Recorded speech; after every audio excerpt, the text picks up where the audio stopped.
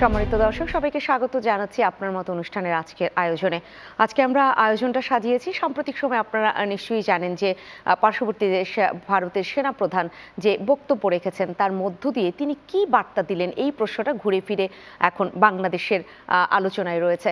কারণ সেখানে তো বলাই হচ্ছে যে নির্বাচিত সরকার এলে এই সম্পর্কটা স্বাভাবিক হবে, এরকম যখন তিনি বলেছেন তখন সত্যিকার অর্থে সেখান থেকে কি বার্তা পাওয়া যায়, এই আলোচনাটাই করতে চাচ্ছি আজকে আপনার মতের আয়োজনে। আমি ফেরদৌস আহমেদ থাকছি আপনাদের সাথে, আর যাদেরকে পেয়েছি শুরুতে আলাপ করে দিই। আমাদের আজকে এখানে আপনার মতের এই স্টুডিওতে উপস্থিত হয়েছেন ঢাকা বিশ্ববিদ্যালয় আন্তর্জাতিক সম্পর্ক বিভাগের শিক্ষক অধ্যাপক ডক্টর আমিনা মহসিন এবং রয়েছেন বাসদের সহ সাধারণ সম্পাদক রাজিকুজ্জামান রতন। আপনাদের দুজনকে স্বাগত জানাচ্ছি আজকের আয়োজনে। আমি অধ্যাপক ডক্টর আমিনা মহসিন, আপনাকে দিয়েই শুরু করি। প্রশ্নটা যেহেতু উঠেই আছে, আপনি নিঃসন্দেহে একটু উত্তর তো নয়, ব্যাখ্যাটা একটু দিবেন আমাদের সাধারণ মানুষের বুঝবার জন্য। আসলেই কি বার্তা পেলাম আমরা? দেখুন, এখানে না এটা আপনি বিভিন্নভাবে ব্যাখ্যা করতে পারেন। একটা ব্যাখ্যা আমাদের এভাবে থাকতে পারে, মানে যেটা আমি মনে করি, যেহেতু দেখেন বাংলাদেশ, আপনি ওনার শুধু একটা সেন্টেন্সের উপরে কিন্তু জোর দিলে, বাক্যের উপরে জোর দিলে আমাদের হবে না। উনি কিন্তু বেশ বড় একটা স্টেটমেন্ট দিয়েছেন, ওনার পুরো একটা বক্তব্য আছে এবং সেইটার প্রেক্ষিতেই সেটাকে আমাদেরকে ধরতে হবে। ওনার উনি যা বলেছেন সেটাতে দেখেন, ওখানে উনি জোর দিয়েছেন যে বাংলাদেশের সাথে ভারতে ভালো সম্পর্ক আছে, আমরা প্রতিবেশী, আমাদের একসাথে একটা বিরাট ইতিহাস আছে এবং একটা সিচুয়েশন নর্মালাইজেশনের দিকেই যাবে, এরকম ধরনেরই উনি কথা বলেছেন। So let me focus on the positives first. উনি ওখানে কিন্তু ওনার ওই জায়গাগুলোতে আমি কোনো নেগেটিভ বার্তা পাচ্ছি না এবং উনি এই কথাটার উপরেও জোর দিচ্ছেন যে ভারতের সাথে ধরেন বাংলাদেশের যে সামরিক বাহিনী আছে তাদের সাথে যে একটা যোগাযোগ, সেই যোগাযোগগুলোও নর্মাল আছে। মানে দেখেন অনেকটা না ড্যামেজ কন্ট্রোলের মতোই জিনিসগুলো আছে এবং এমন একটা সময় ওনার এই বক্তব্যটা এসেছে যখন সীমান্তে আমরা একটা উত্তেজনাও দেখছি। কিন্তু তারপর উনি বলেছেন কিন্তু একটা সার্বিক পরিস্থিতি নর্মাল স্বাভাবিকীকরণের দিকে যাওয়ার জন্য যেটা হলো সেটা একটা নির্বাচিত সরকারের সাথে হবে। এখন সেইখানে হলো রাজনৈতিক সম্পর্ক আপনি বলতে পারেন, অর্থনৈতিক সম্পর্ক বলতে পারেন, বিভিন্ন ধরনের যে আমরা আমাদের যে ডিলস আছে এগুলোর বাস্তবায়ন। কিন্তু ওনার এই বক্তব্যটা না আমি খানিকটা ফ্র্যাকচারভাবেই নেব, কারণ আপনি দেখেন আমাদের একটা হলো যে একটা হাইয়েস্ট লেভেলে বলেন কিংবা ফরেন মিনিস্টার লেভেলে বলেন, সেই জায়গাগুলোতে কিন্তু আমাদের সম্পর্কগুলো আমরা দেখছি একটা স্থবিরতা লক্ষ্য করছি, কিন্তু আবার ফরেন সেক্রেটারি লেভেলের মিটিংটা তো হলো না, সেই জায়গাটা তো হলো।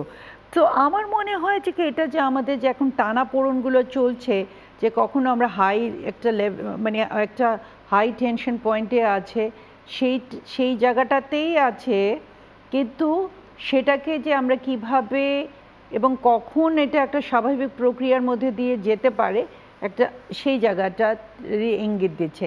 কিন্তু আমার কাছে আরেকটা, আমি যদি একটু খুব ক্রিটিক্যালি এটাকে একটু পলিটিক্যালি দেখি, সেটা হলো দেখেন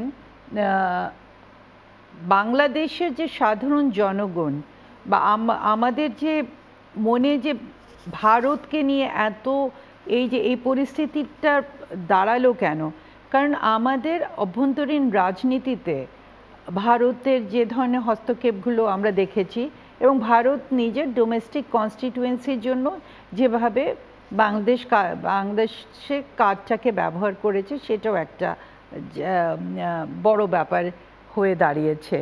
কিন্তু এখন যখন উনি বলছেন যে একটা নির্বাচিত সরকারের সাথে, তার মানে এই সরকারকে উনি কতটুকু আমলে নিচ্ছেন, মানে ভারত সেভাবে আমলে নিচ্ছে না, সে বার্তাটাও ক্লিয়ার হয়ে যাচ্ছে। সো এইটা তো খুব স্বাভাবিকভাবে একটা প্রেশার যে হ্যাঁ, বাংলাদেশে নির্বাচিত সরকার আসলে তারা সম্পূর্ণভাবে একটা স্বাভাবিকীকরণের দিকে যাবে বা একটা সার্বিক পরিস্থিতি হবে। তো এটাকেও তো আমি ইন্টারপ্রেট করতে পারি, it's another way of like putting pressure আপন আস, যে আমাদেরকে একটা প্রেশারের মধ্যে ফেলা, যে এখন নির্বাচিত সরকার যতদিন না হয় একটা অ্যাডহক বেসিসে সম্পর্কটা চলবে। সো এখানে ভারত বাংলাদেশের জনগণের মধ্যে তো ধরেন যেই কারণে ক্ষোভটা তৈরি হয়েছে, সেই ক্ষোভটা তো এটা দ্বারা তো প্রশমিত হবে না, এটা দ্বারা তো আরও বাড়বে। বাংলাদেশের জনগণ নির্বাচন চায়, আমরা সবাই চাই নির্বাচন, কিন্তু সেটা তো আমরা আমাদের টার্মসে আমরা যখন সময় মনে করব তখন নির্বাচনটা হবে। সেটার জন্য যে আর মানে এমন তো না যে ভারতের এমন মানে পৃথিবীর এমন কোনো দেশের সাথে সম্পর্ক নেই যেখানে নির্বাচিত সরকার নেই, এবং এই সরকার তো এমন না যে কি জোর করে এসে উঠে বসেছে, মানে এটা তো একটা জনগণের আকাঙ্ক্ষারই প্রতিফলন, তাই না? সো ওই জিনিসটাকে তো শ্রদ্ধা করা হচ্ছে না, এটা আমাদেরকে মাথায় সর্বাধিক সমর্থন নিয়ে যে সরকার গঠিত হলো, সেই সরকারকে আপনি যেটা বললেন যে সেই অর্থে আমলে নিচ্ছে না পার্শ্ববর্তী দেশ ভারত, সেরকম একটি বার্তাও আসলে দেয়া হলো এই বক্তব্যের মধ্য দিয়ে। আমি আপনার কাছে নিঃসন্দেহে আবারও ফিরবো রাজিকুজ্জামান রতন, আমি আপনার কাছে একটু আসতে চাই। ভারত তো এই অন্তর্বর্তী সরকারকে আমলে নিচ্ছে না, অন্তর্বর্তী সরকার এই বার্তাকে কতটা আমলে নিবে? ধন্যবাদ। আমি আবার অন্য দিক থেকে একটু ভাবতে চাই। ভারত এই অন্তর্বর্তীকালীন সরকারকে বেশ আমলেই নিচ্ছে, আমলে নিচ্ছে বলেই তো সেই কথাগুলো বলছে। আমলে নিয়ে সে বলছে যে একটু নির্বাচিত সরকার হোক, তাহলে আমাদের জন্য কাজ করতে সুবিধা হবে। তার মানে আপনারা আছেন, ঠিক আছে আপনারা আছেন, কিন্তু আমরা নির্বাচিত সরকারের সঙ্গে কথা বলতে চাই, এটা হলো একটা দিক। কিন্তু আমি মূল যে প্রশ্নটা তুলতে চাই, সেনাপ্রধানের এটা কি তার দায়িত্বের মধ্যে পড়ে? একটা রাষ্ট্রের সঙ্গে রাষ্ট্রের সম্পর্ক কি হবে?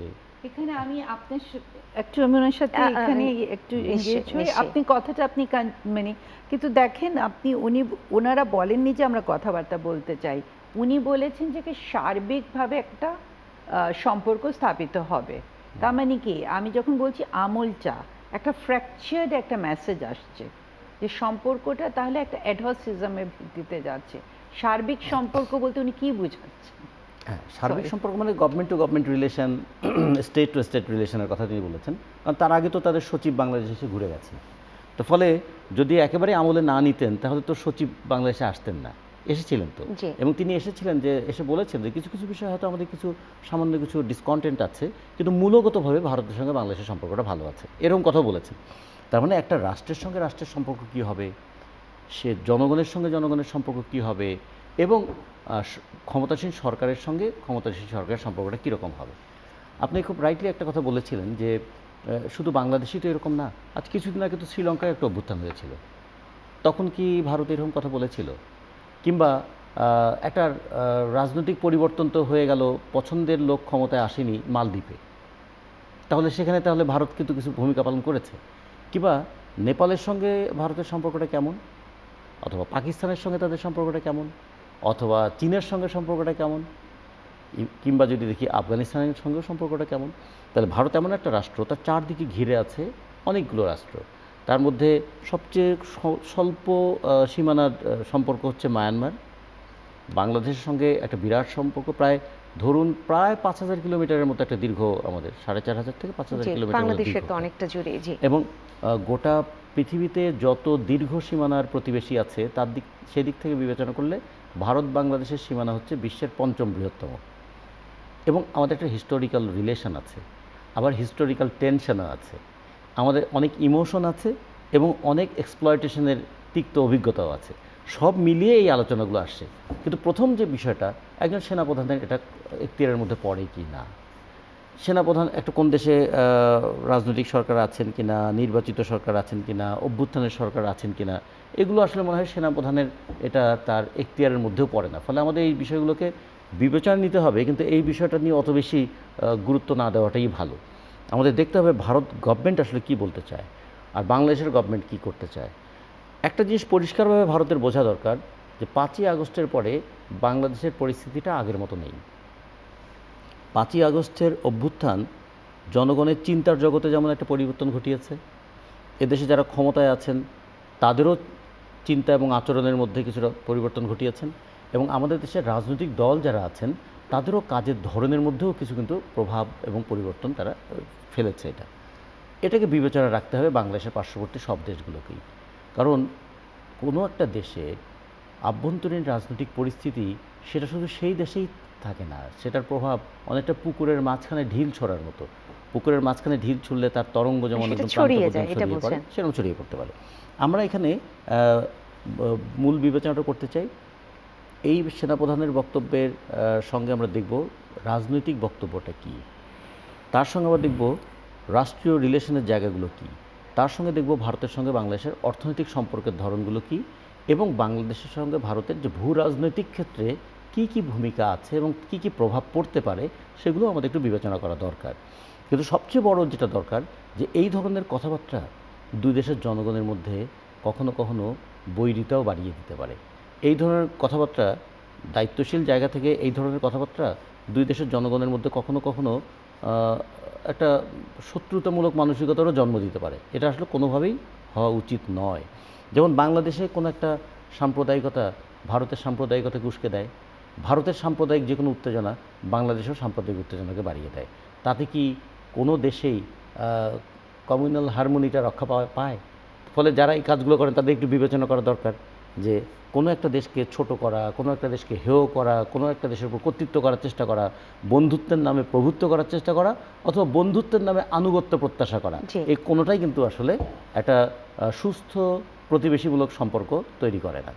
কিন্তু সে জায়গায় আসলে ভারত কতটা ভাবলো? অধ্যাপক ডক্টর আমেনা মহসিন, আপনার কাছে আমি এই প্রশ্নটাই রাখতে চাই। রাজিকুজ্জামান রতন যেখানে শেষ করলেন ঠিক সেই জায়গাটা থেকে এই যে ভাবনাগুলো ভাবা উচিত, যে এরকম কোনো বক্তব্য মানে একদম দায়িত্বশীল জায়গা থেকে, সেটা সরকারি পর্যায় থেকে যদি হোক বা একদম সেই রাজনীতির পর্যায় থেকে হোক, রাজনৈতিক ব্যক্তিত্বদের বক্তব্য হোক, দুই দেশের মানুষের মধ্যে যদি বৈরিতা তৈরি করে, সেটা নিয়ে খুব কি ভারত ভাবলো কিনা 5 আগস্টের পরে? কারণ অনেক বক্তব্য তো আমরা পেয়েছি। না দেখুন, ভারত যদি সরকারি পর্যায় থেকে এটা ভাবতো তাহলে তো এই ধরনের বক্তব্যগুলো আমরা পেতাম না, তাই না? এবং আমরা দেখছি মানে খুব স্পষ্ট একটা কতগুলো জায়গায় এসে গেল। দুটো ভাবে আমি এটাকে বিশ্লেষণ করব।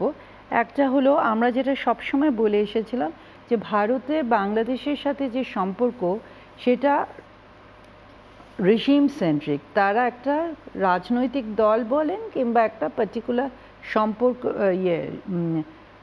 রাজনৈতিক দল যখন ক্ষমতায় থাকে তাদের সাথে তারা সম্পর্ক রাখতে স্বাচ্ছন্দ্য বোধ করে, এবং ভারতের নিজস্ব ব্যাখ্যা আছে।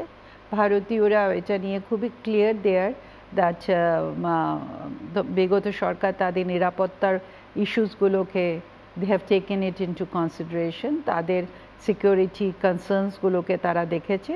এটা তাদের খুবই খোলামেলা বক্তব্য এই ব্যাপারে, এবং তারা মনে করে যে কি তারা মানে বিএনপির আমলে তাদের এবং সেভাবে তাদের নিরাপত্তার মানে ধরেন নর্থ ইস্টে যা হয়েছিল সেগুলো নিয়ে তাদের অনেক ধরনের ব্যাখ্যা আছে, সেই জায়গাটা আছে। আর দ্বিতীয় যে মানে প্রথম তো এই জায়গাটা, আর দ্বিতীয় হলো আমরা এখন দেখতে পাচ্ছি, একসময় আমরা বলতাম কি বাংলাদেশে নির্বাচনে বা বাংলাদেশে পলিটিক্সে ভারত কার্ডটা আমরা খুব ব্যবহার করি। এখন আমরা দেখছি তারা তাদের ডোমেস্টিক পলিটিক্সে বাংলাদেশ কার্ডটা খুব ব্যবহার করছে, এবং মানে এই ওরা বিভিন্ন ধরনের ন্যারেটিভ তৈরি করছে। একটা ন্যারেটিভ হলো কমিউনালিজম বা মাইনরিটিসদের উপরে যে অত্যাচার হামলা। এইটা দেখুন, আমি কিন্তু অস্বীকার করছি না যে মাইনরিটিসদের উপরে ভায়োলেন্স হয়নি, আমি এটা কিন্তু কখনই বলছি না। মাইনরিটিসদের উপরে ভায়োলেন্স হয়েছে, এবং মাইনরিটিসদের মধ্যে একটা ভয় ভীতি কাজ করে, পার্টিকুলারলি যখন রাজনৈতিক অস্থিরতার সময় এটা আরও বেড়ে যায়। নির্বাচনের সময়ও আমরা বেড়ে যায়, আমরা দেখেছি পূজার সময় বেড়ে যায়।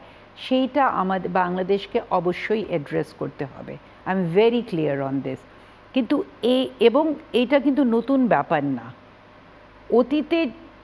অতীতে কি ভারত এভাবে রিয়্যাক্ট করেছে? ধরেন যে ভায়োলেন্সগুলো হয়েছিল তখন কি এভাবে রিয়্যাক্ট করেছে? এবং এখন যেভাবে ওরা রিয়্যাক্ট করছে, এবং ধরেন ইস্যুসগুলোকে মানে এটা তো ধরেন রিউমার স্ক্যানারের মাধ্যমেই এসে বের হয়ে যাচ্ছে, প্রতিক্রিয়া এখন বেশি দেখাচ্ছে, মানে বেশি দেখাচ্ছে। আবার আপনি এটাও আমাদের একটা দেখার ব্যাপার আছে যে ভারতীয় সব চ্যানেল কিন্তু সেটা করছে না, কিছু কিছু চ্যানেল করছে, তাই না? তো আমার মনে হয় কি সেই জায়গাটাও আমরা বাংলাদেশ থেকে একটুখানি পর্যালোচনা করে দেখতে পারি যে কোন মিডিয়াগুলো করছে, ওরা প্রাইভেট চ্যানেলস কয়টা করছে এবং ভারতে কত সংখ্যক সাধারণ মানুষ সেগুলোকে দেখছে, সেটাও কিন্তু একটা গবেষণার বিষয় বা একটা দেখার পর্যালোচনার বিষয় আছে। যে আমরা যে কয়েকজনের নাম শুনি যে এটা কতজনে দেখছে, বাট এটাকে থামাবার জন্য তো কোনো ভারতের থেকে আমরা দেখছি যে ভারত সরকার কোনো পদক্ষেপ নিচ্ছে না। সো আপনি যখন আমাকে প্রশ্নটা করলেন না, আমি এটা দুভাবেই ব্যাখ্যা দিলাম যে আমলে ওরা নিচ্ছে না, মানে যেটা আমি প্রথমে বলেছিলাম, এখনই আবারও শব্দটা ব্যবহার করছি যে আমাদের সাধারণ জনগণের মনের যে আশা আকাঙ্ক্ষা বা প্রত্যাশা, কারণ ওরা ওরকম একটা ন্যারেটিভ তৈরি করে দিচ্ছে যে এইটা সাধারণ মানুষের আশা আকাঙ্ক্ষা না, এটার মধ্যে হয়তো কোনো কনস্পিরেসি, ওরা কনস্পিরেসির কথা বলছে, ওরা ধরেন একটা পার্টিকুলার গোষ্ঠীর কথা বলছে। মানে আমার মনে হয় কি ভারত ঠিক অতীতেও বাংলাদেশকে বুঝতে পারেনি, গত 16-17 বছর ধরে এখনো বুঝতে পারছে না। জি, সেক্ষেত্রে ভারতের সাংবাদিক গৌতম লাহিড়ী তিনি বলছিলেন, আপনি যেটা বলছেন যে তারা তো বন্ধও করছে না, কোনো ব্যবস্থা নিচ্ছে না, তিনি উল্টো এখানে কিন্তু আমাদেরকে বলেছে, আমাদের গণমাধ্যমকে বলেছে বা সাধারণ মানুষকে যে ওরকম যে চ্যানেল হোক বা যারা যে মাধ্যম হোক তারা এরকম বলছে, এ ধরনের নিউজ করছে, ওটা তো আমরা ভারতে দেখি না, আপনারা দেখতে যান কেন? তো সে দায়টাও কি আমাদের কিনা, তিনি আমাদের উপর দিলেন কিনা এই দায়টা? এটা গৌতম লাহিড়ী শুধু না, আমি এটা ভারতের অনেকের কাছে শুনেছি। ধরেন যারা রাজনৈতিক বিশ্লেষক বা যারা গবেষণা করে থাকে, একাডেমিয়া, যাদের সাথে আমরা মানে এমন তো না যে বাংলাদেশে যারা গবেষক বা যারা রাজনৈতিক বিশ্লেষক তাদের সাথে যোগাযোগ নেই, তারাও একই কথা বলে, যেগুলো তো আমরা দেখি না, কত % লোক দেখে, তোমরা এগুলো দেখছো কেন, এগুলোকে তোমরা ইগনোর করছো না কেন? ওদের কথা হলো যে 30টার উপরে মিডিয়া আছে, 2টা মিডিয়া হাউস এরকম করছে, তোমরা কেন দেখছো? অ্যাকচুয়ালি আমার মনে হয় আমাদেরকেও এগুলোকে ইগনোর করা উচিত। তাহলে প্রশ্ন আমাদের ক্ষেত্রে ওরা তুলছে যে আমরা কেন দেখছি, কিন্তু ওরা কেন বন্ধ করছে না? হোক সেটা ওদের কথা, ওদের বক্তব্য হলো যে ভারতের সরকারের ঠিক ওদের উপরে সে ধরনের হস্তক্ষেপ করার অধিকার নেই। জি, আমি রাজিকুজ্জামান রতন আপনার কাছে আসতে চাই। অধ্যাপক ডক্টর আমিনা মহসিন তার প্রথম বক্তব্যে বলেছিলেন যে ড্যামেজ কন্ট্রোলের কথা, যে এই সেনাপ্রধানের বক্তব্যের মধ্যে থেকে সেরকম কিছু একটা পাওয়া যাচ্ছে প্রথম দিকটা। জি, এবং প্রথম দিকটা যেটা বলছিলেন ওনার বক্তব্যের প্রথম অংশে উনি যেটা বলেছেন সেটা যদি ড্যামেজ কন্ট্রোল হয়, তাহলে এর আগে আপনি এবার বলেছেন যে এখতিয়ার তো সেনাপ্রধানের এরকম নেই, তাহলে যাদের এখতিয়ার রয়েছে তারা যে ড্যামেজ করে ফেললো সেইটাই কন্ট্রোল করার দায়িত্ব তার কাঁধে বর্তালো কিনা? একটা হচ্ছে ড্যামেজ কন্ট্রোল করা, একটা ড্যামেজ কন্টিনিউ করা। আমাদের মনে হয় যে তারা একটু ড্যামেজ কন্টিনিউ করতে চায়। কীরকম দেখুন, ভিসার ব্যাপারে তারা বেশ কড়াকড়ি আরোপ করলেন। আচ্ছা, 2 নম্বর হচ্ছে যে চিকিৎসার ক্ষেত্রে তারা একটু কড়াকড়ি আরোপ করলেন। আমাদের এই 2 দেশের জনগণের মধ্যে একটা সাংস্কৃতিক বিনিময় ছিল, অর্থনৈতিক বিনিময় ছিল। বাংলাদেশের ঈদের সময় অনেকেই জিনিসপত্র কিনতে ভারতে যেতেন, পূজার জিনিসপত্র কিনতে ভারতে যেতেন, ফলে তাদের বাজার, তাদের পর্যটন, তাদের চিকিৎসা, তার উপর কি এগুলোর প্রভাব পড়ছে না? তা পড়া সত্ত্বেও তারা এটা করলেন কেন? তাহলে তারা কি ভাবতে চান যে একটু বাংলাদেশকে একটু কন্ট্রোল করতে চান? ড্যামেজ কন্ট্রোল করার চাইতেও প্রতিবেশী কন্ট্রোল করার দিকে তাদের নজরটা কি বেশি? কিংবা হঠাৎ করে সীমান্তে সাধারণ উত্তেজনার তো আমাদের থাকেই সব সময়, 2 প্রতিবেশী থাকলে কিছু উত্তেজনা থাকেই, কিন্তু কিছু কিছু উত্তেজনায় মনে হয় যে একটু বাতাস দেওয়ারও একটা চেষ্টা আছে। আমাদের তো একটা নোম্যান্স ল্যান্ডের 2 দিকে 150 গজ করে, মানে একটা শূন্য সীমান্ত রেখা থেকে 150 গজ করে একটা নোম্যান্স ল্যান্ড থাকে। তা হঠাৎ করে আবার কাঁটাতারের বেড়া পুনর্নির্মাণ করা বা নির্মাণ করা কেন শুরু হলো? এগুলো ঘটনাগুলো ছোট। ওনারা যেমন বললেন না যে টিভির এই সমস্ত আপনারা দেখেন কেন, সেটা যেমন ঠিক, ওটা না কন্ট্রোল করতে পারেন না, কিন্তু এই মুহূর্তে সীমান্তে এই ছোট উত্তেজনাটা সৃষ্টি করা কি খুব দরকার ছিল? খুব দরকার ছিল কিনা এখান থেকে রাজিকুজ্জামান রতন আপনাকে শুনবো, বিরতি নিয়ে এসে এটাই শুনবো। সম্মানিত দর্শক, আমরা আবারও ফিরবো এই আলোচনায়, ছোট্ট একটি বিরতি, সাথেই থাকবেন। আবারও ফিরলাম আপনার মতের আজকের আলোচনায়। রাজিকুজ্জামান রতন, আপনি একটি প্রশ্ন করেছিলেন এবং উত্তরটা নিঃসন্দেহে আপনিই দিবেন যে এই মুহূর্তে খুব বেশি উত্তেজনা তৈরি করার দরকার ছিল কিনা অল্প ইস্যু নিয়ে সীমান্তে, এরকম একটি প্রশ্ন করেছিলেন। তার মানে এটা বোঝা গেল যে ভারত একটু বুঝতে চেষ্টা করছে ভারতের সাউথ ব্লককে কিন্তু সবাই মনে করে খুবই গভীর গবেষণালব্ধ ফলাফল দিয়েই তারা কিন্তু তাদের পররাষ্ট্র নীতিটা পরিচালনা করে। এই জন্য সাউথ ব্লককে রিড করাটা খুব টাফ। এই সাউথ ব্লক তাহলে তারা কি বাংলাদেশ নিয়ে ভাবছে না? বাংলাদেশের জনসংখ্যার দিক দিয়ে যদি চিন্তা করি, প্রায় 18 কোটি দেশের বাজার, আচ্ছা মানুষের বাজার। ভারতের সঙ্গে বাংলাদেশের প্রায় $16 বিলিয়ন একটা বাজার আছে। বাংলাদেশ $2 বিলিয়ন এক্সপোর্ট করে, ভারত থেকে আমরা $14 বিলিয়ন উপর ইম্পোর্ট করি। এই ইম্পোর্টের তালিকায় কাঁচামরিচ থেকে শুরু করে একদম ট্রেনের বগি পর্যন্ত সবই তো আমরা আনি। তো এটা যেমন একটা দিক। তাহলে এই বড় বাজারটা ভারত কি দৃষ্টিতে দেখবে? বাংলাদেশের তারা যে বলে হেলথ ট্যুরিজমের মতো একটা, যে প্রতি বছর 20-22 লক্ষ মানুষ ভারতে যায়, তার মধ্যে একটা বড় অংশ যায় চিকিৎসার জন্য। চিকিৎসার জন্য যদি কেউ যায় মিনিমাম $500 তো খরচ করে, মিনিমাম $500 মানে $50,000 টাকা। আর তার মধ্যে 1 লাখ, 1.5 লাখ, 2 লাখ, 5 লাখ খরচ করে। তাহলে ধরেন যদি $1000 করে যদি খরচ করে, তাহলে যদি 6 লক্ষ 7 লক্ষ মানুষ যায়, কি পরিমাণ টাকা সাইফনিং হয় ভারতের মার্কেটে। তাহলে এটা কি তাহলে ভারত চিন্তা করে না? কিংবা আমাদের দেশের ভিতর দিয়ে ভারতের যদি যানবাহন যায়, তাহলে তার কলকাতা থেকে আসাম যেতে 1500 কিলোমিটার পাড়ি দিতে হয়, আর বাংলাদেশের ভিতর দিয়ে গেলে 250-300 কিলোমিটারের মধ্যে দিয়ে সেটা চলে যেতে পারে। এই অ্যাডভান্টেজটা সেটা কি তাহলে তার বিবেচনায় নাই? কিংবা আমাদের সমুদ্রসীমা, সেই সমুদ্রসীমায় যদি চীনের সঙ্গে আমাদের সম্পর্কটা বাড়ে, তাহলে সেটা আবার ভূ রাজনৈতিক ক্ষেত্রে ভারতের উপর কোনো প্রেশার তৈরি হবে কি না। এই জন্য মনে করি যে ভারত কিন্তু সমস্ত বিষয় নিয়ে ভাবছে। তারা যদি কোনো ছোট একটা পদক্ষেপ নেয়, এই ছোট পদক্ষেপের পেছনেও কিন্তু একটা বড় চিন্তা থাকে। মানে এত একদম হালকাভাবে ভারতের ভূমিকাটা দেখাটা ঠিক হবে না।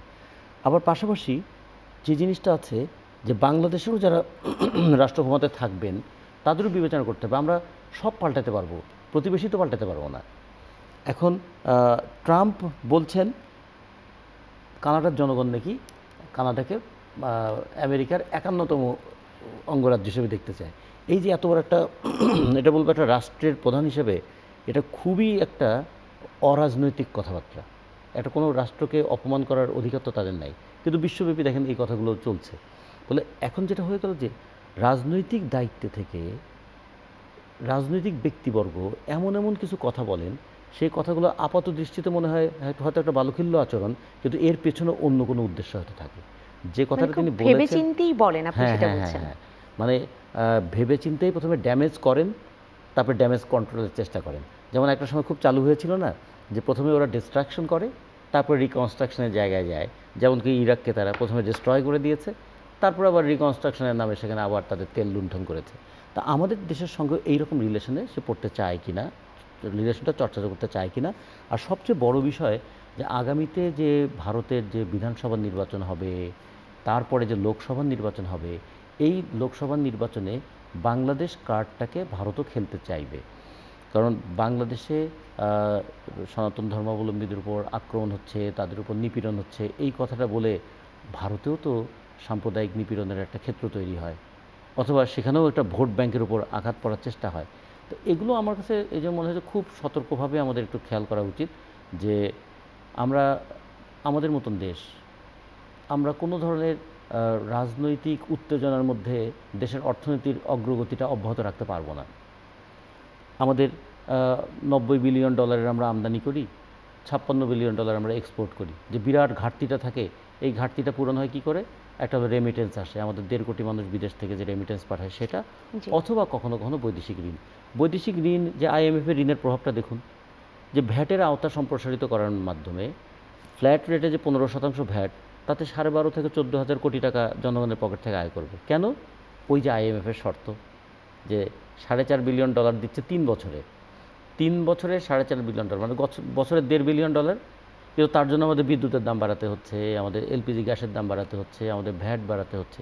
তাহলে আমাদের মতন দেশে কিন্তু অনেক কিছু ভাবতে হবে।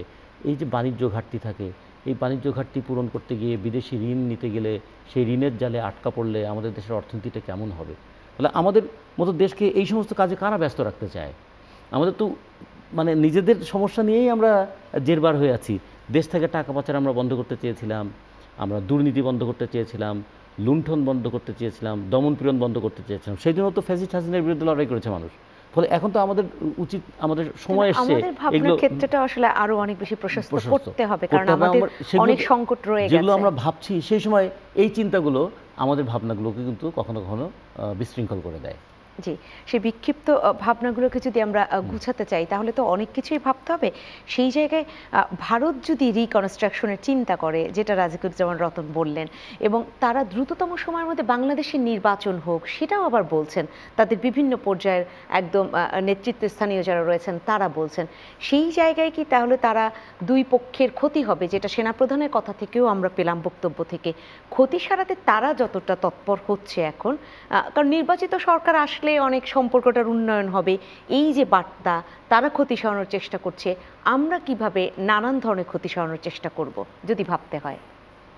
দেখুন, আমি মনে করি না যে ওরা খুব একটা আমাদের ক্ষতি সরানোর চেষ্টা করছে, কেন উনি যেটা বলছিলেন সেখানে থেকেই তো এই জিনিসগুলো খুব স্পষ্ট। আপনি দেখেন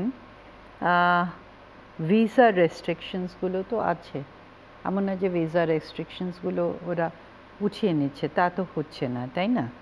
আচ্ছা, তারপরে আপনি এই যে বক্তব্যটা যে নির্বাচিত সরকারের সাথেই একটা সার্বিক সম্পর্ক হবে, তার মানে কি তারা এখন নির্বাচনটা মানে সেই এটা তো ধরেন একটা বাংলাদেশের অভ্যন্তরীণ ব্যাপার, তাই না? এমন তো না যে এখানে একটা সামরিক কু হয়েছে তারপরে আপনি নির্বাচন চাচ্ছেন। আমি যে জিনিসটা এমফেসাইজ করার চেষ্টা করছি সেটা হলো যে এই বাংলাদেশে যে পরিবর্তনটা কি প্রেক্ষিতে হয়েছে সেটা তো ভারতকে বুঝতে হবে, এবং বাংলাদেশের জনগণ কি চায় যে ভারত রিকনস্ট্রাকশন করুক? মানে এটা তো একটা বড় প্রশ্ন। বাংলাদেশ জনগণ তো সেটা চাচ্ছে না, মানে রিকনস্ট্রাকশন করুক, বাংলাদেশের ব্যাপারগুলোতে তারা আর নাক গলাক, সেই জিনিসটা তো বাংলাদেশের জনগণ চাচ্ছে না। আমরা কি চাচ্ছি এখানে? আমরা চাচ্ছি ওরা আমাদের প্রতিবেশী রাষ্ট্র একটা, এখানে সম্পর্কের রিকনস্ট্রাকশনের কথা বলেছেন, বাংলাদেশ ভারত সম্পর্কের কথা। হ্যাঁ, সম্পর্ক রিকনস্ট্রাকশন এটাকে তো আমরা তো নষ্ট করিনি না, জিনিসটা তো আমাদেরকে দেখতে হবে না। কিন্তু তাদের বক্তব্য কি প্রমাণ করে তারা রিকনস্ট্রাকশনের চিন্তা করছে, সেই ক্ষতিটা সারানোর চেষ্টা করছে? দেখুন, আপনি আমাদের না অনেকগুলো বক্তব্য ওভাবে আমাদেরকে বিশ্লেষণ করতে হবে। আপনি দেখেন ওনাদের যে যখন ফরেন সেক্রেটারি ভিজিটটা ছিল সেটা কিন্তু আমি খুব পজিটিভলি আমরা নিয়েছিলাম, এবং উনি খুব জোর দিয়ে বলেছিলেন পিপল টু পিপল কানেক্টিভিটির উপরে ওনারা জোর দিচ্ছেন। কিন্তু পিপল টু পিপল কানেক্টিভিটির জন্য যা করার দরকার সেটা একটা বড় জায়গা হলো আপনি ভিসা রিজিমকে রিল্যাক্স করে দেন, আপনি হেলথ মানে এখনও মেডিকেল ভিসা দেওয়া হচ্ছে, কিংবা ধরেন ট্যুরিস্ট ভিসা কেন, মানে এটা বন্ধ করার, এটা তো এখন নাই না, ট্যুরিস্ট ভিসাটা তো মানুষ পাচ্ছে না, এটার জন্য তো ভারতীয় ইকোনমিও তো ওখানে সেটার উপরেও তো ইম্প্যাক্ট হচ্ছে। মানে সেখানে কি পিপল টু পিপল কন্ট্যাক্ট সেটাকে ঠিক করার জন্য কি ভারতের থেকে আমরা কোনো পদক্ষেপ দেখেছি? এই যে কাঁটাতারে বেড়ার কথা যেটা উঠছে 150 ইয়ার্ডসের মধ্যে, যেটা আন্তর্জাতিক আইনের কিন্তু একটা লঙ্ঘন, সেই যে এটা কি বাংলাদেশের জনগণের মধ্যে ভারতের প্রতি একটা ভালো মনোভাব তৈরি হচ্ছে? সেটা তো হচ্ছে না, তাই না? এবং আবারও আমি বলছি যে এই যে মাইনরিটি কার্ডটা ওরা যেভাবে ব্যবহার করছে তাদের নিজেদের ডোমেস্টিক কনস্টিটুয়েন্সিকে স্যাটিসফাই করার জন্য, এবং বিভিন্ন ধরনের সীমান্তের ব্যাপারে আরেকটু শুনতে চাই আপনার কাছে, যে 150 গজের মধ্যে নোম্যান্স ল্যান্ডের যে কোনো ধরনের কাঁটাতারে বেড়া দেওয়া যাবে না, কিন্তু বাংলাদেশের না, আপনি এখানে কিন্তু কোনো ধরনের এই নোম্যান্স ল্যান্ডে যেটা হয় যে আপনি হয়তো মানে কিছু এগ্রিকালচারাল অ্যাক্টিভিটিস থাকতেই পারে, মানে এটা সেই ধরনের কিংবা আপনারা যদি পলিটিক্যাল কোনো এগ্রিমেন্ট থাকে সেটার মাধ্যমে আপনি যদি মনে করেন যে হ্যাঁ কোনো কনস্ট্রাকশন, বাট ওটা একটা পলিটিক্যাল ডিসিশন থাকতে হবে আপনার। কিন্তু এখানে তো কোনো পলিটিক্যাল ডিসিশন ছিল না, ভারত তো আমাদেরকে জানায়নি যে তারা এই কনস্ট্রাকশনটা করবে, এবং তার উপরে তারা ওখানে খুব হাই পাওয়ার সার্চ লাইটও দিয়ে রেখেছে। সো এটা মানে কি, এটা তো মানে আপনি অন্য পক্ষকে শত্রু হিসাবেই মনে করে এই জিনিসটা করছে। সেটা তো রয়েছেই, কিন্তু আমার প্রশ্নটা আরেকটি জায়গায়, সেটা হচ্ছে যে বাংলাদেশের পক্ষ থেকে বলা হয়েছে যে চুক্তি হয়েছিল এই সীমান্তকে কেন্দ্র করে, এবং বাংলাদেশ ভারতের যে সীমান্ত, সেটা আওয়ামী লীগের সরকারের সময় যে চুক্তি হয়েছে বা যে সমঝোতাগুলো হয়েছে সীমান্ত রিলেটেড, সেগুলোও এখন নতুন করে আবার বাংলাদেশ ভাববে। যদি সেটা হয় তাহলে ভারত আবার কি ধরনের প্রতিক্রিয়া আরো বেশি দেখাতে পারে? দেখুন, চুক্তিগুলো একটা তো বারবার কথা বলা হচ্ছে না যে চুক্তিগুলোর মধ্যে কি এমন কিছু কি আছে কি না যেখানে এই ধরনের কনস্ট্রাকশনকে অ্যালাউ করা হয়েছে। তো যখন সরকার একটা পরিবর্তিত সরকার থাকে তখন তো এগুলো তো রিভিউতে আসতেই পারে, তাই না? এবং আমাদের তো জানার অধিকার আছে, সাধারণ মানুষের তো জানার অধিকার আছে যে এইটা আমরা তো জানি না যে এটা কি চুক্তি হয়েছিল কি না। এটা কি এরকম কোনো, দেখেন চুক্তি কি নিয়ে হয়েছিল, চুক্তিগুলো হয়েছিল আমরা দহগ্রাম, আঙ্গরপোতা ওগুলাকে নিয়ে, এনক্লেভসগুলোকে নিয়ে দেখেছি। 1975 একটা বর্ডার এগ্রিমেন্ট ছিল না রতন ভাই, যেটা ছিটমহল বিনিময়ের কথা বলছেন, বর্ডার ম্যানেজমেন্ট যেটা দিয়ে হতো, একটা প্যাক্ট হয়েছিল সেই 56-57 না বাংলাদেশ হওয়ার পরে বাংলাদেশ সরকার সেটা 73 সালে সংবিধানের তৃতীয় সংশোধনী করলেন, করে আমাদের বেরুবাড়িটা তাদেরকে দিয়ে দেওয়া হলো। আমরা দহগ্রাম আঙ্গরপোতার কাছে এমনি বর্ডার ম্যানেজমেন্টেরও একটা চুক্তি এরকম আছে। 2011 সাল থেকে 2015 সাল আলোচনার মধ্য দিয়ে আবার এরকম একটা চুক্তির জায়গা হলো, যাতে কিন্তু আমরা আমাদের ভিতরে ওদের যে সমস্ত ছিটমহল ছিল সেগুলো আমাদের হয়ে গেল, সেটা আলাদা। কিন্তু এখানে লালমনিরহাট বলেন, যে সমস্ত জায়গাগুলো হচ্ছে সেখানে ধরেন এই 150 ইয়ার্সের মধ্যে কনস্ট্রাকশনটা আছে কিনা সেটা তো আমরা জানি না।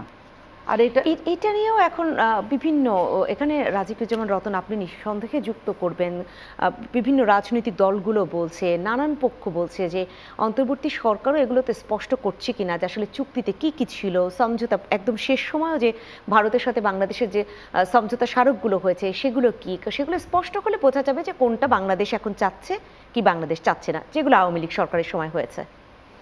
এখানে দুটো বিষয় থাকতে পারে, যে কোনো একটা সরকার যদি সরকারের সঙ্গে সরকারের চুক্তি হয়, সেই সরকারের মেয়াদ চলে যাওয়ার পরে অথবা সেই সরকার ক্ষমতাচ্যুত হওয়ার পরে পরবর্তী যে সরকার আসবেন তারা সেই চুক্তিগুলোকে বহাল রাখবেন নাকি চুক্তিগুলোকে রিভাইজ করতে পারবেন। সেক্ষেত্রে আমিনা আপা যেটা বলেছেন, প্রথমে তো আমাদের জানতে হবে যে চুক্তিগুলো কী ছিল।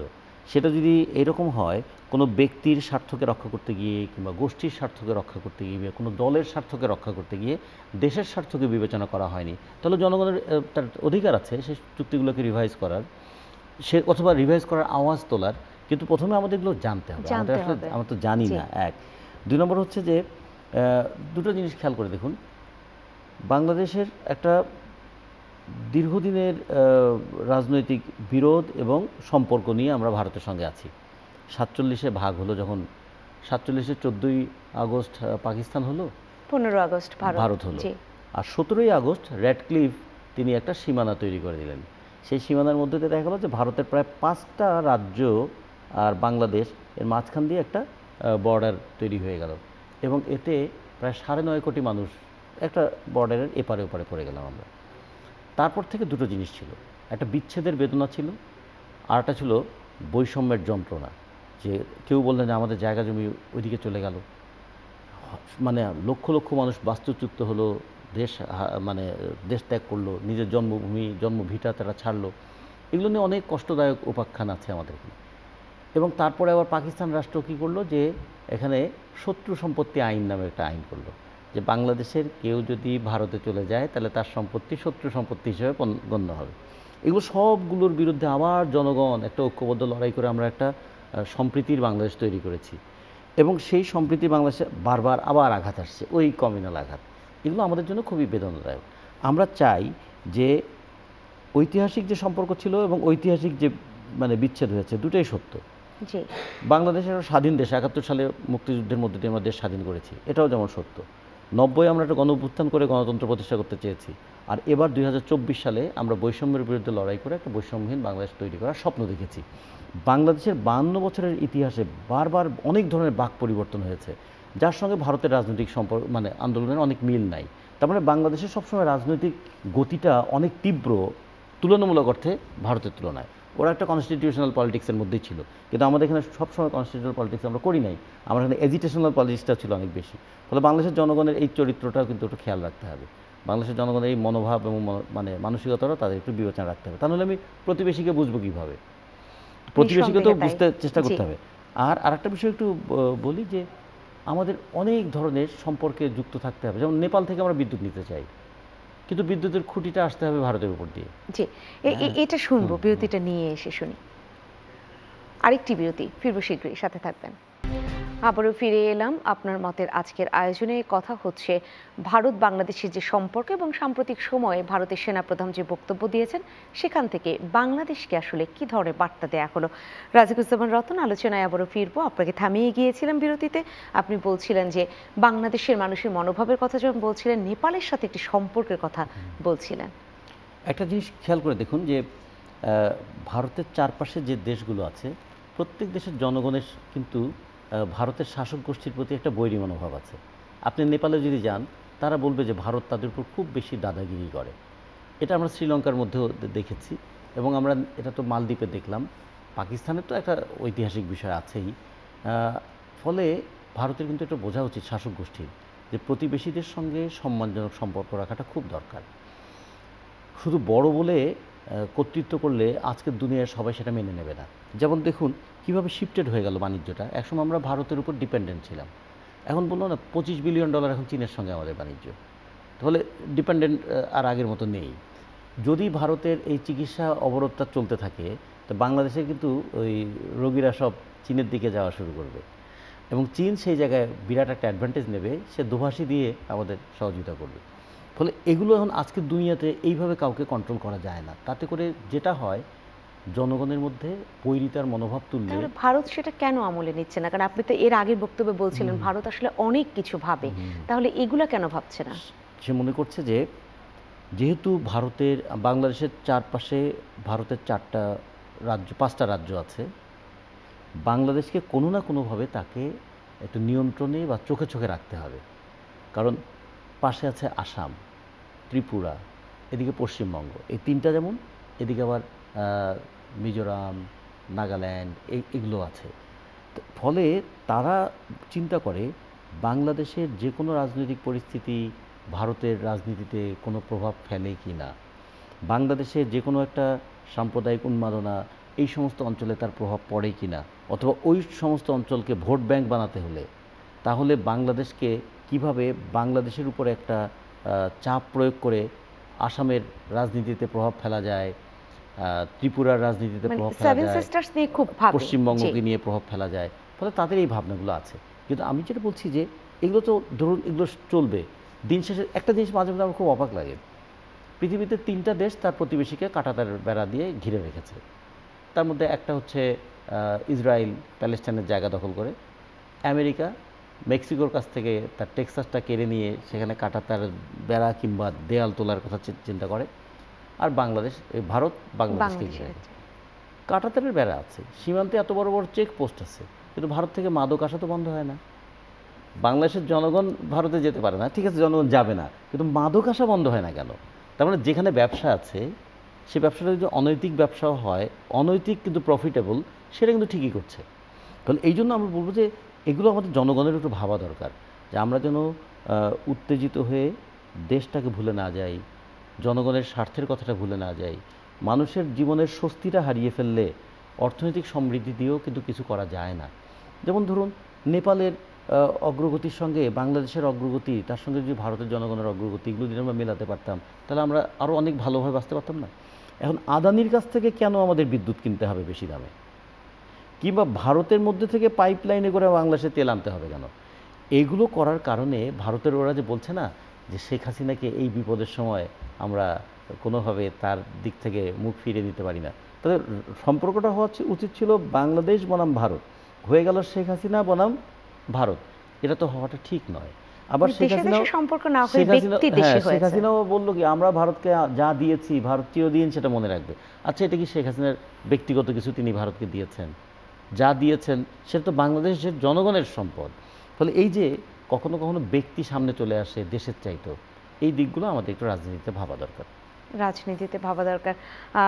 অধ্যাপক ডক্টর আমিনা মোহসিন, আপনার কাছে যদিও আপনি বললে হয়তো বলবেন যে এটা রাজিকুজ্জামান রতন, উনি রাজনীতি করেন, উনি এটা ভালো বলবেন।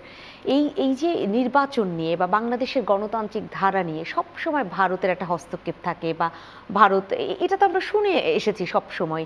এইটা কি বাংলাদেশের মানুষ অনেক বেশি এই জায়গাটা থেকে সরতে পারবে কিনা, সেটা শেখ হাসিনার কথা বলা হচ্ছে, বা এরকম যদি আরও কেউ হয় পারবে কিনা এই জায়গাটা থেকে সরে আসতে? দেখুন, আপনি বলছেন সব সময় হস্তক্ষেপ হয়, হয়ে এসেছে বিভিন্ন সময়ে, বিভিন্ন সময় হয়েছে, মানে আমি প্রভাব খাটানোর একটি চেষ্টা তো চলেছে। মানে আমরা সেই কথাটাই আলোচনা করেছিলাম প্রোগ্রামের আগে, যে একটা প্রজন্ম গড়ে উঠেছে যাদের লিভিং মেমোরিতে শুধু এটাই আছে যে হস্তক্ষেপ হয়েছে অনেক পরপর 3টা নির্বাচনে, কিন্তু তার পূর্ববর্তীগুলোতে তো ঠিক সেভাবে আমি বলবো যে ভারতের হস্তক্ষেপ ডাইরেক্ট, মানে আমরা যখন আগের নির্বাচনগুলো দেখি সেখানে মানে এটা আমার সাথে উনি ভালো বলতে পারবেন, I leave it to him. কিন্তু আপনি যেটা বলছেন, আপনার প্রশ্নটা ছিল ভবিষ্যতে কি সরে আসতে, বের হয়ে আসতে পারবে কিনা সবাই। দেখেন, ভারতের কাছে কিন্তু বাংলাদেশের নির্বাচনটা একটা কনসার্নিং ফ্যাক্টর থাকবে। একটা উনি অনেকগুলো মানে উনি 7 সিস্টার্সের কথা বলছিলেন, নিরাপত্তার কথা বলছিলেন, আবার দেখেন বাংলাদেশকে খুব ভূ রাজনৈতিকভাবে ইন্ডিয়ার জন্য ইম্পর্টেন্ট।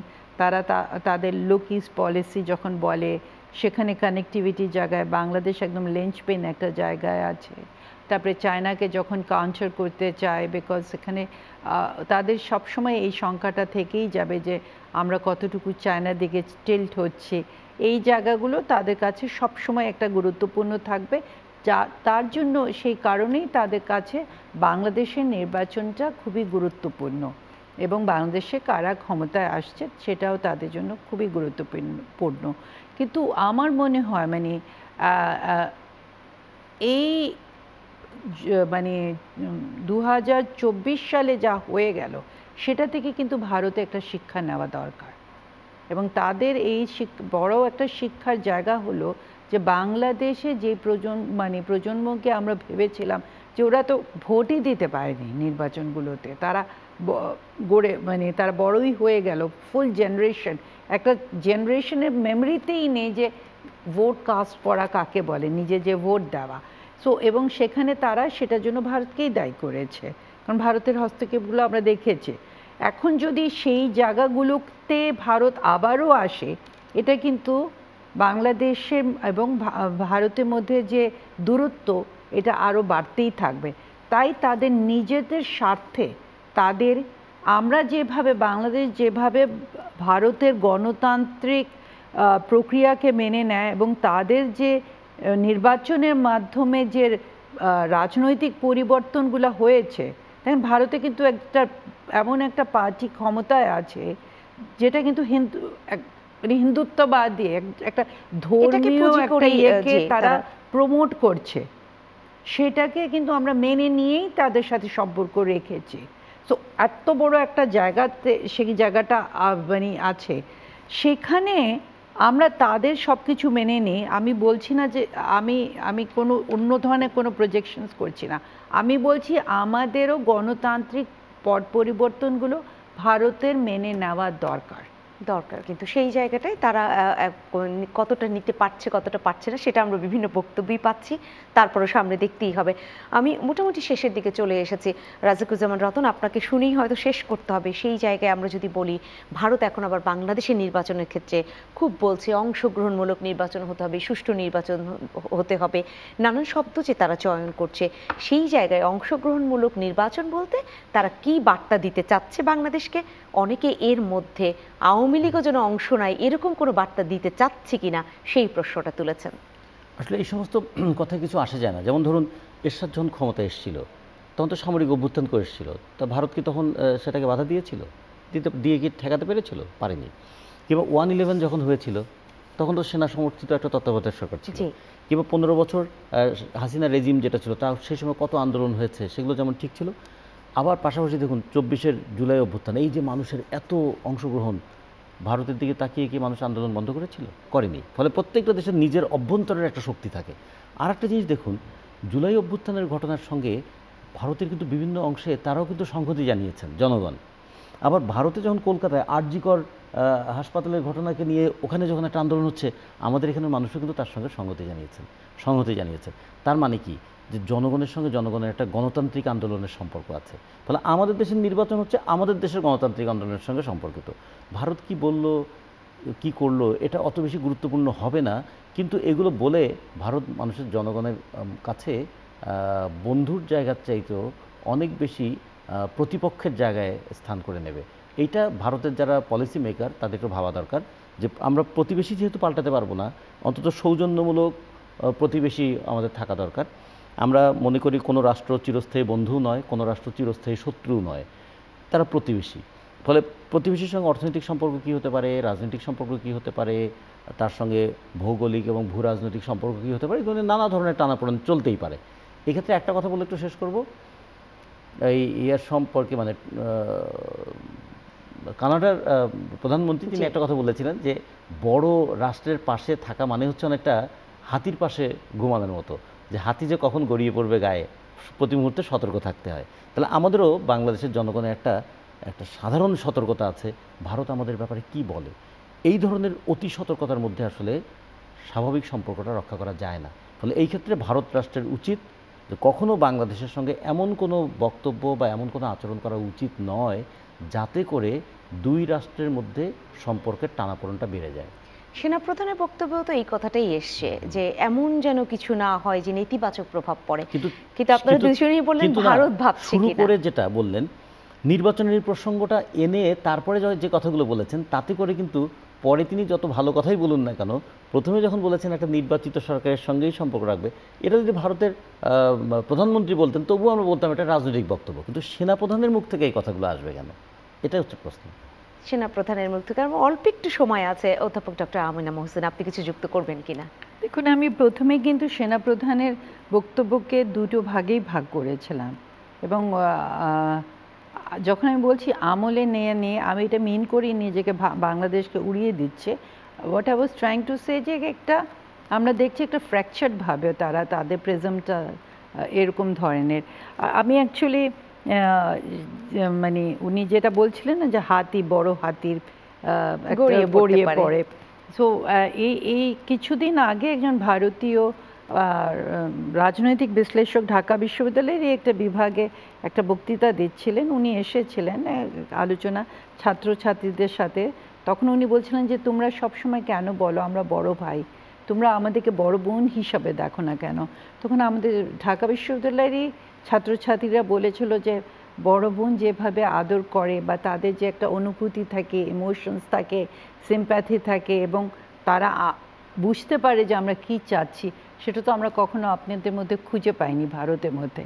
সো আমার তখন মনে হয়েছিল যে ঢাকা বিশ্ববিদ্যালয়ের মানে ওই সময় মানে ওরা মানে বাংলাদেশের জনগণের যে ইয়েটা যে ঠিক সেভাবে আমরা কখনো ভারতের থেকে সেই এমপ্যাথিগুলো পাইনি বলেই আমরা তারা যেরকম শুধু দাদাগিরিই করবে, কিন্তু সেই স্নেহসুলভ আচরণটা তো আমাদেরকে পেতে হবে, তাহলে হয়তো আমরাও সেটা দিতে পারবো।